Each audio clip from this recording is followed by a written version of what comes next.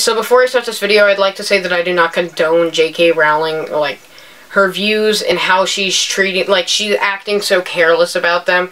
It's not something you do. You don't post stuff into the, like, especially that type of stuff into the internet. It can hurt people, and sometimes stuff, like, people get offended for some stupid reason. But this is just, it was honestly ridiculous, and it was very disappointing, but I still like Harry Potter, and it's separating art from artist, so, yeah. She definitely should be saying that stuff. I do not agree with her. Humans are humans. Trans men are men. Trans women are women. So, without further ado, here's my review for the final book, Harry Potter and the Deathly Hallows.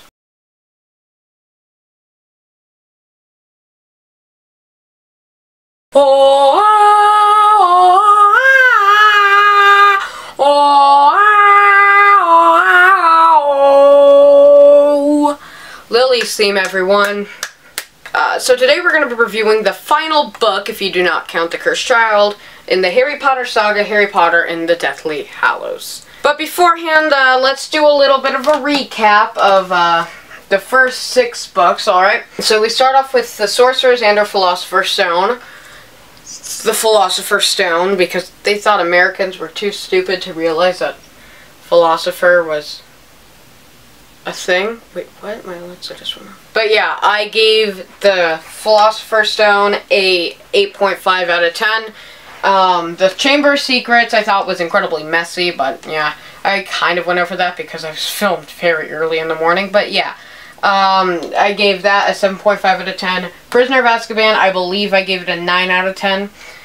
Yes, I gave it a 9 out of 10. Goblet of Fire, I gave a 9.5 out of 10. This was the turning point. This is when the book started getting really big, but like really, really good. Prisoner of Azkaban was incredible, but this one just like... The Order of the Phoenix, I gave an 8 out of 10, even though I kind of trashed it and did a whole rant about it. It's still a Harry Potter book, so it's still going to get a high rating no matter what. It's definitely, no book is going to be lower than like a 7. I haven't read The Cursed Child, so I don't know if that one's going to be even worse than a 7. But out of the original books, none of them are going to get worse than a 7 or a 7.5. Then The Half-Blood Prince, the Goblet of Fire, 9.5. The Half-Blood Prince, I gave a 9.5 out of 10, just because of how incredibly written it was. And, well, this one, it doesn't follow the same 9.5 trend. It definitely goes a little bit backwards. Let's, I'm saying that a lot. It was fun, to say the least, but let's get into it. Here is my review for Harry Potter and the Deathly Hallows.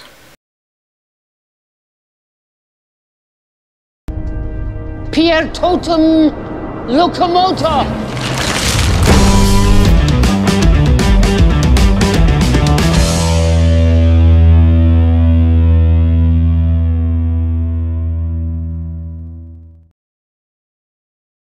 So Harry Potter and the Deathly Hallows, once again, is the last book, if you don't count The Cursed Child.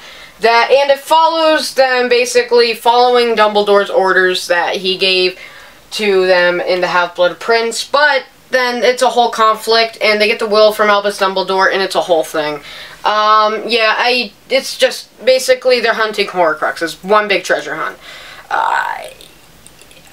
It's a whole thing. It opens, once again, from kind of a perspective as the Half-Blood Prince, where it's from a Death Eater's perspective, where even though that's the second chapter in the Half-Blood. But this one, it comes from the Death Eater's table in Malfoy Manor.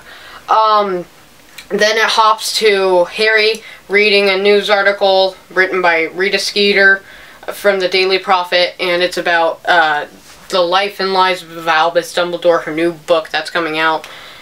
And then he gets, like, then the Dursleys go away, the Dursleys go away, they get, like, transported to somewhere else, and then the Order of the Phoenix comes with Harry, Ron, Hermione, Bill, and Flair, and they drink some Polyjuice potion, and they all turn into Harry, and they fly to Portkey to go to the Burrow.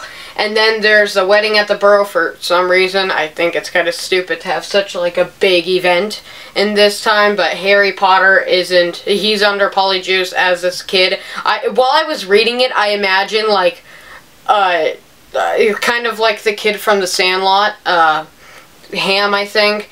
Him, but with like a British Jacob Tremblay. He has such that type of voice, and like just what I heard, that's what I saw in my head. And then the Death Eaters attack, and it has one of the greatest lines of the whole book. The Ministry has fallen. Scrimgeour is dead. They're coming. Yeah, Kingsley Shacklebolt, and that it was just such a suspenseful moment. And when I saw the movies, I was kind of like, but it definitely, there was a point to this book where it was like, alright, since there's some stuff that goes so different, it felt like I never watched the movies. But then, yeah, I'll get to that in a little bit. Harry, Ron, Hermione, they all leave, and they disapparate to, like, the middle of London. Then they realize that they said Voldemort's name, and it's tabooed, like, actually now. And so, basically, they have searchers come for them, which is, like, a type of Death Eater sent by Voldemort to go to the person who said their name. And they're all trying to kill Ron and Hermione, but Harry's under the invisibility cloak, so yeah. But it's a whole, like, battle and stuff.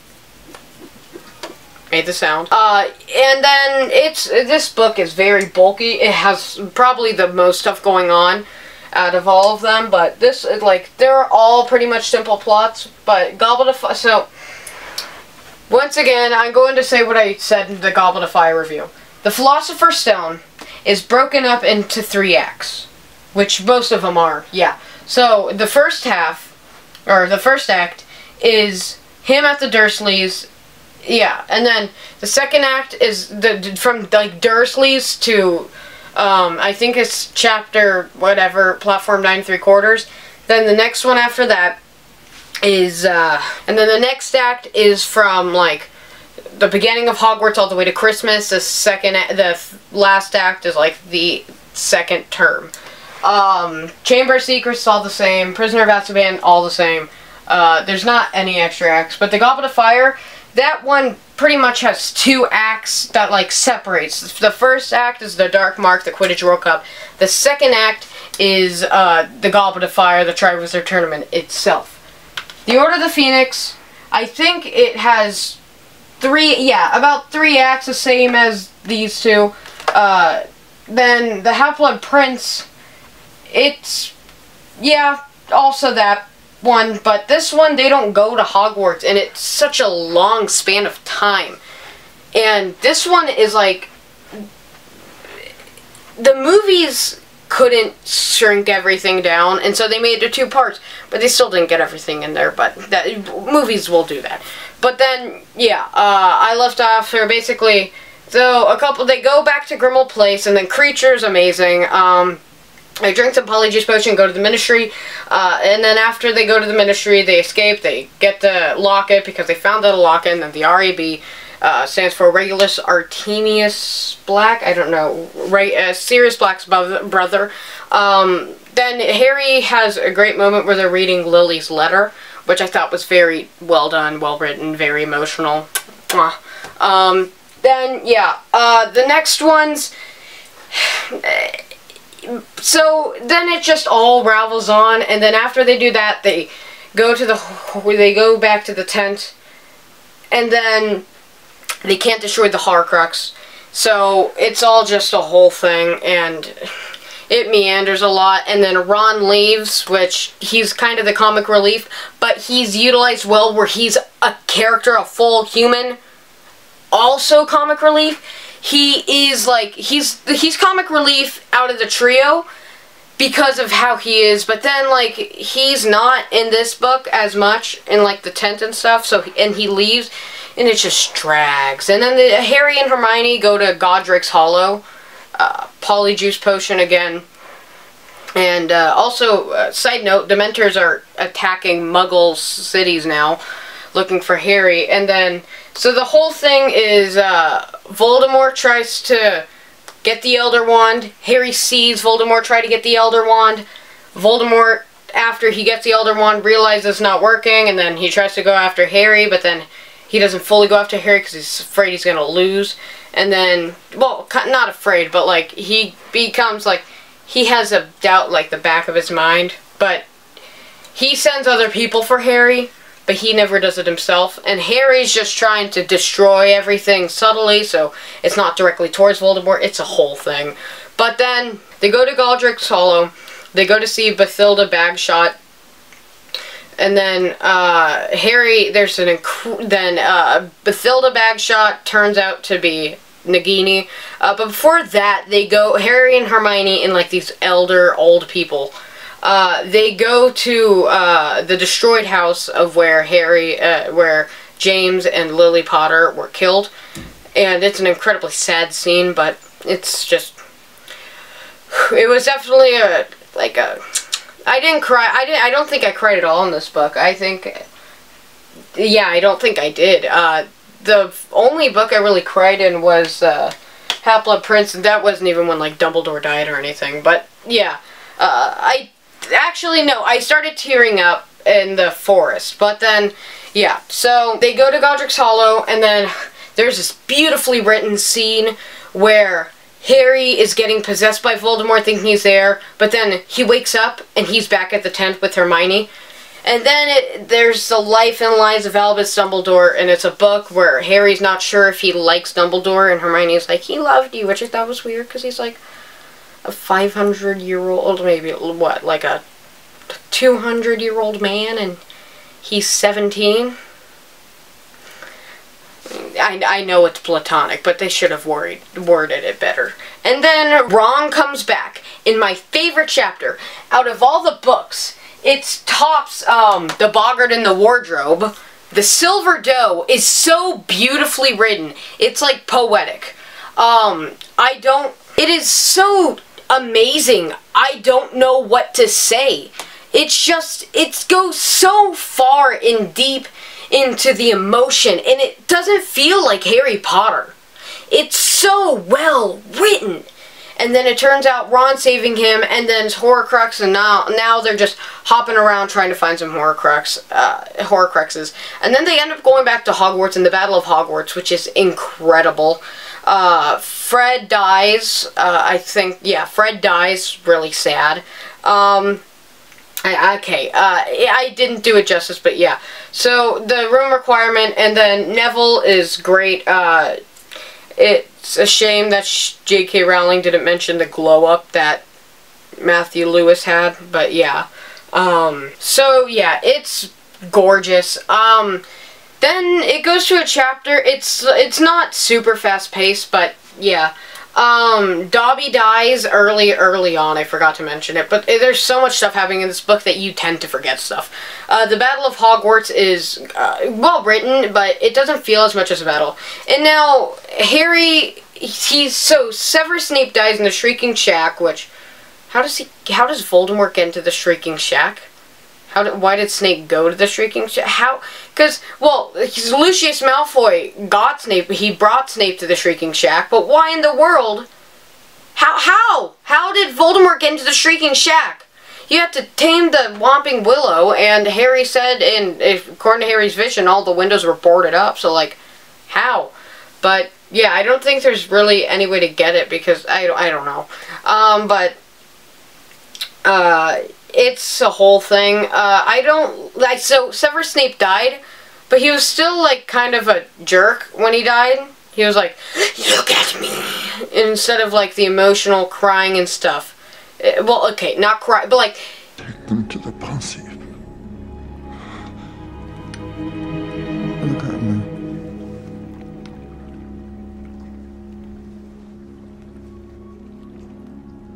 You have your mother's eyes. His death was, like, it wasn't powerful enough. Because he was such a jerk. And the Prince's Tale, he was, like, you felt bad, but he was still a jerk to Dumbledore. He's still fighting. The Prince's Tale was probably my most anticipated chapter out of every single chapter that I was waiting for. I was so disappointed. it was like, it wasn't that powerful, honestly. And then, so basically, Harry, so when Snape died, he brought out, like, some memories died off him, so Harry bottled them up, poured them into he went to the Pensieve in Dumbledore's office. So he went to Dumbledore's office, he poured them into the Pensieve, and then it was the Prince's Tale. Unpopular opinion, but is Snape, Snape's kind of suck, like, see, the thing about Sirius Black's death, I said I don't feel bad, but it definitely starts hurting in mourning, and it just works. This death feels like for shock value, honestly. But, Lavender Brown dies for no reason. Colin Creevey, who was a 6th year at the, good God, Sever, it's just, it's not that I don't feel bad, I hope I'm not a sociopath, but, it's not that I don't feel bad, it's just that, it's not, especially for Snape, you can't mourn something when it's the end. It's like Dumbledore dying. It's just, when I say I don't feel bad about a character's death, it's that I personally don't get hurt by it, because I didn't have a full connection to that character. Snape sucked in the books. In the movies, his death hurt much more. Well, it might be because it's played by Alan Rickman, but also because it didn't show all the fights that Snape has. It's like, they're trying to make you pity him. Which is, you shouldn't be making your characters pity someone else. And J.K. Rowling does something where she patheticizes a character so you love them for their qualities. But Snape just sucks. Movie Snape, incredible. I don't care about book Snape. If he dies, it's like you're rooting for him to die. And the Prince's Tale doesn't help. He's trying to help, but it just makes it all confusing. And speaking of confusing, I have 2 things to talk about. The Elder Wand. And the second thing, let's go over the second thing first, and I'll get to the Elder Wand after I do finish my plots. Wow, I have going on a lot of tangents. So what if, like, you're in a bar and you're a Death Eater and you're used to throwing the killing curse? So what if you're telling a story with your wand in your hand and you're throwing it around, you take a little swag, and then what if you're telling a story, it's like, he walks up to me thinking he's gonna get away with it, he goes Avada Kedavra! And then you kill the guy you're talking to by accident because you're a Death Eater. You don't mean it on that person, but you mean it on other people, so let's see. And then, yeah, the Elder Wand. So basically, Harry goes off to the forest. He sacrifices himself in a very powerful scene in the forest. That's where I actually almost teared up. I didn't tear up when Dobby died, even though Dobby's one of my favorite characters. I think he's my 3rd favorite character, but, yeah. So, then Harry dies, which is a very powerful moment. And then he wakes up in King's Cross, which is an interesting, pensive chapter. I really like that chapter. Yeah, Harry is above Dumbledore. So, my top 5. I don't think, Ron, Harry, Dobby, Hagrid, Lupin. Who kind of sucks in this book, too. Why did Remus and Tonks go into the Battle of Hogwarts? They had a son. Did they not see Harry? He's growing up without parents. You should know how that can affect someone. So, whatever. Yeah, and then, so he comes back to life, but he hides it. And then, it all leads into one big duel, and then it's like, the final battle, or the final duel between Harry and Voldemort was, I didn't like it in the books. But yeah, the battle in the books is like, here's just a clip of it. I don't know.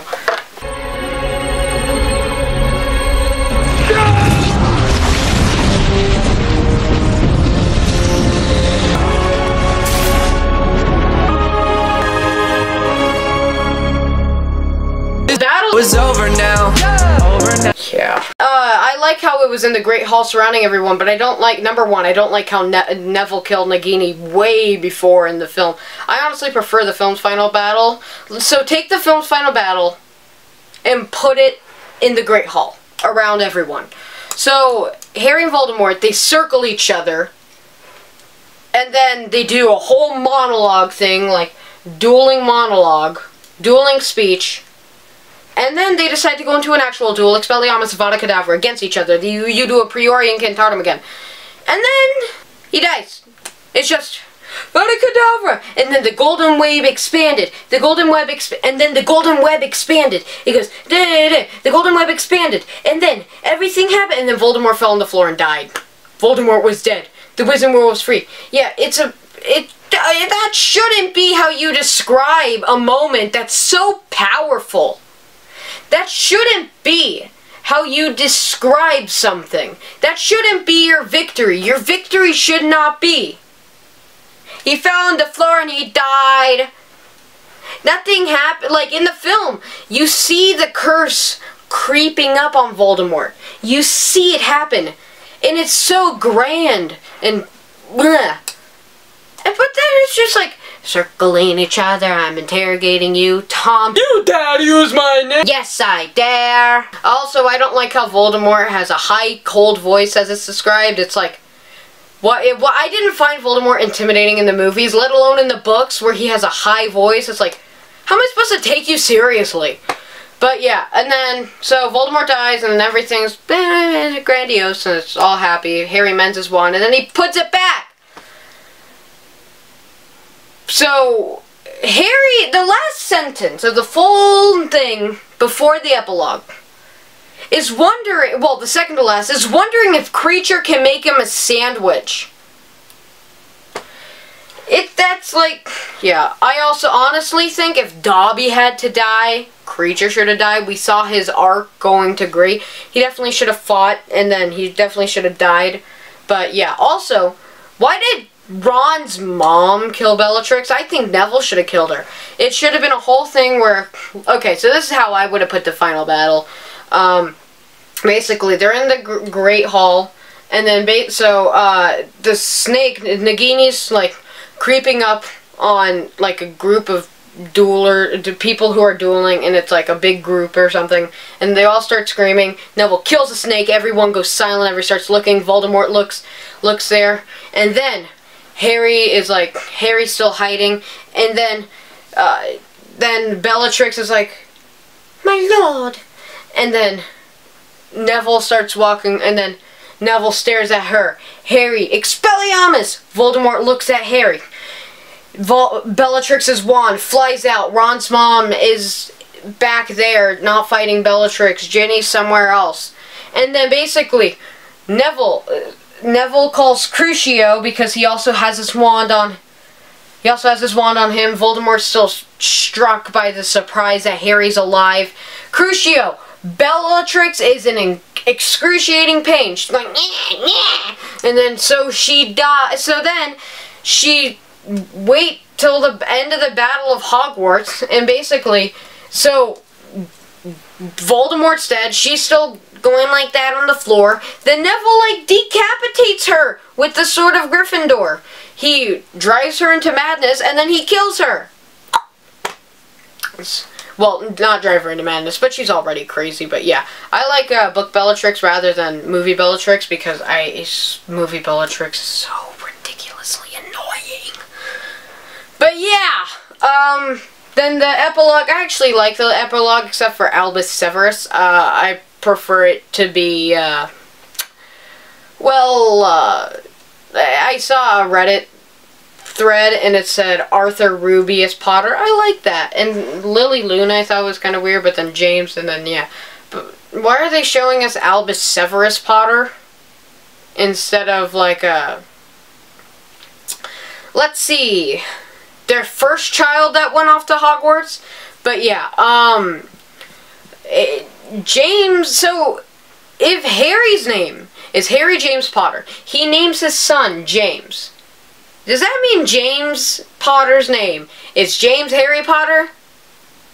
Or is he James, whatever James's middle name was, Potter Jr.? Even though he's not, whatever. This book is a lot. Oh yeah, I forgot to mention, they go to Gringotts to destroy Horcrux. It's really, nah. Malfoy Manor is such a well-paced chapter. It went by like that. I didn't really like the final battle, but Fred and George, great. The wedding was kind of weird. I like Ginny and Harry. They actually ended up together.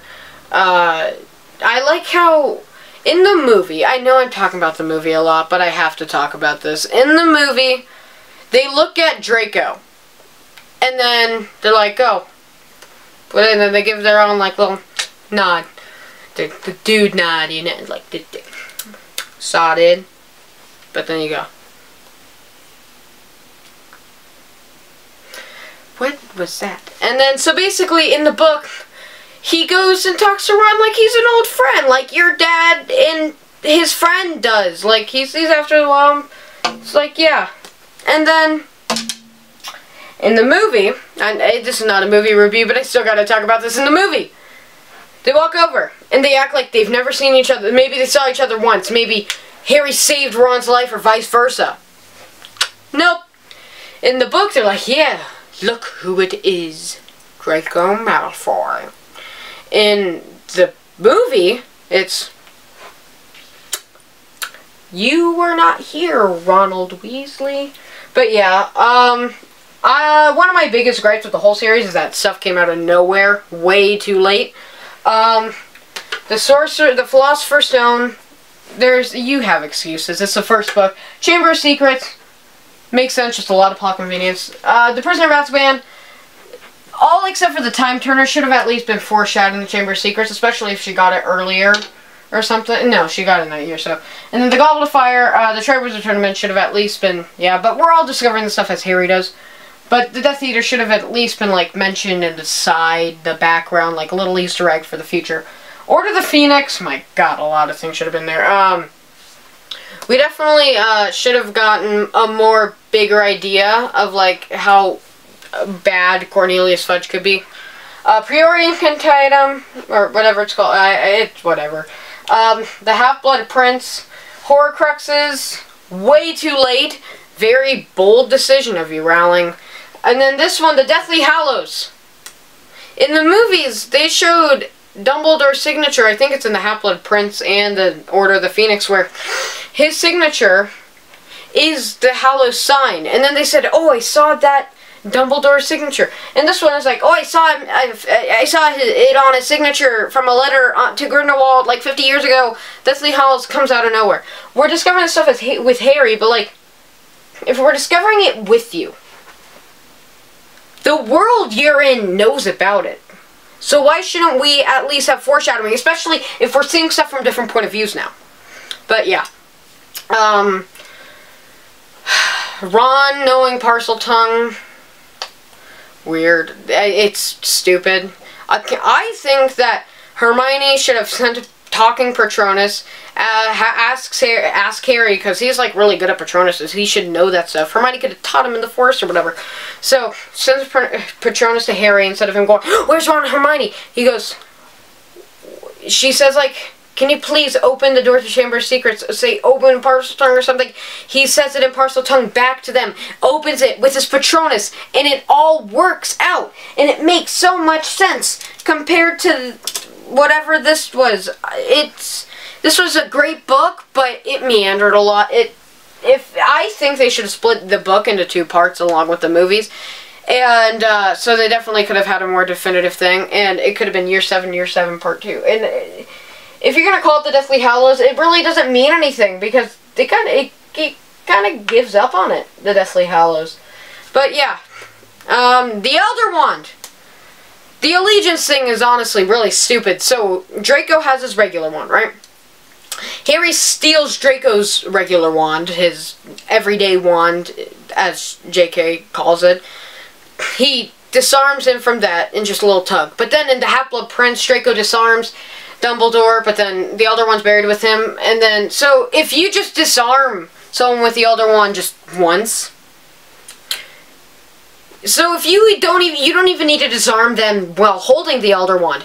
They just gotta hold a regular wand, and if they happen to be the master, if you disarm them, you are now the master of a wand that you did not disarm. So if, let's say, this was a regular wand. The Elder Wand, shoot. The Elder Wand is right here. So if you disarm me with this one, look, I'm disarmed. You are now the master of that wand and the Elder Wand, just just because I happen to be, I think it's stupid.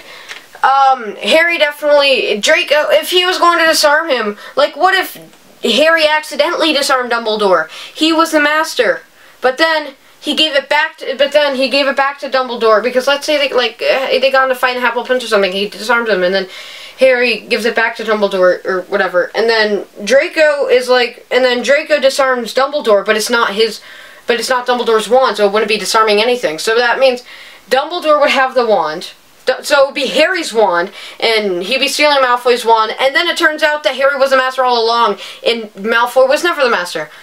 It would honestly make more sense than him just plucking a wand, his regular wand, and him becoming the master of that. Whatever. So if you don't know my rating system, a golden ticket is an 8 out of 10 to a 9 out of 10, and a trophy is a 9.5 out of 10 to a 10 out of 10. I give Harry Potter and the Deathly Hallows, the novel, a 9 out of 10, a golden ticket. It didn't live up to my expectations. The Voldemort battle was just it was a great finale, though. I could definitely see how, when in the moment it would be a spectacular novel. It was not a satisfying, not a satisfying enough ending for me, at least. But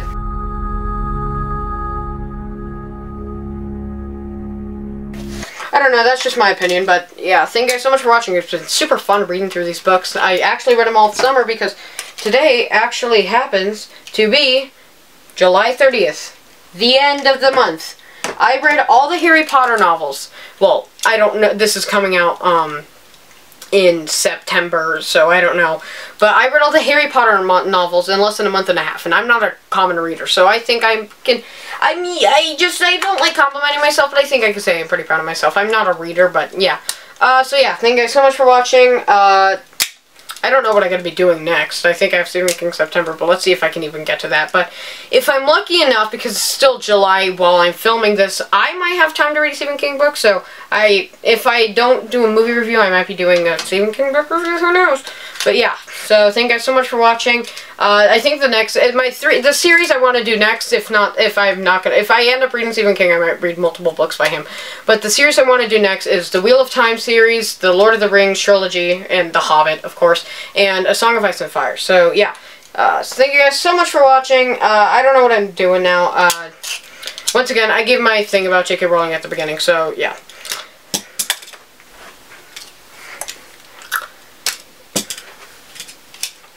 It's been great fun, honestly. I really enjoyed the series. Once again, separating artists from art.